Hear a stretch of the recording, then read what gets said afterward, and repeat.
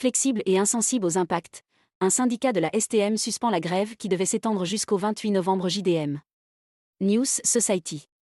Publicité. Publicité. Actualité. Société. Inflexible et insensible aux impacts, un syndicat de la STM suspend la grève qui devait s'étendre jusqu'au 28 novembre.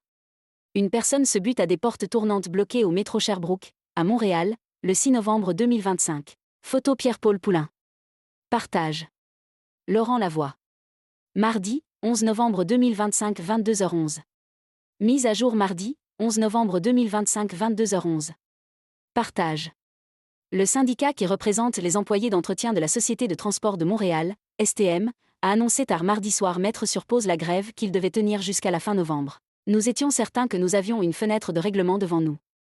Le ministre Boulet et le gouvernement caquiste ont donné des arguments supplémentaires à la STM pour qu'elle puisse rester figée, a indiqué dans un communiqué le président du syndicat, Bruno Janotte. Publicité. En raison du débrayage, les services d'autobus et de métro allaient être assurés uniquement durant les heures de pointe le matin, l'après-midi et le soir, jusqu'au 28 novembre. Or, ces moyens de pression seront mis à l'arrêt dès mercredi, 6 heures. Le syndicat dit avoir fait des mouvements significatifs dans les derniers jours pour en venir à une entente, mais l'employeur demeure inflexible et insensible aux impacts de la grève sur la population. La pression s'accentuait de plus en plus sur le syndicat et la direction de la STM. Loi devancée. Le ministre du Travail, Jean Boulet, comptait devancer l'entrée en vigueur d'une loi permettant de limiter le droit de grève, entre autres dans le transport collectif, en élargissant la notion de service essentiel. Elle était prévue pour le 30 novembre. Le ministre du Travail, Jean Boulet. Photo d'archives, Stevens Leblanc. Comme rapporté par notre bureau parlementaire, M. Boulet devait demander mercredi l'assentiment de l'ensemble des parlementaires pour que sa mise en application arrive 2 semaines plus tôt.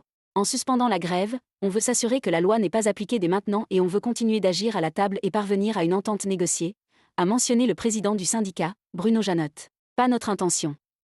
Comme Québec solidaire refusait de collaborer, le ministre Boulet n'écartait pas la possibilité de recourir au bâillon.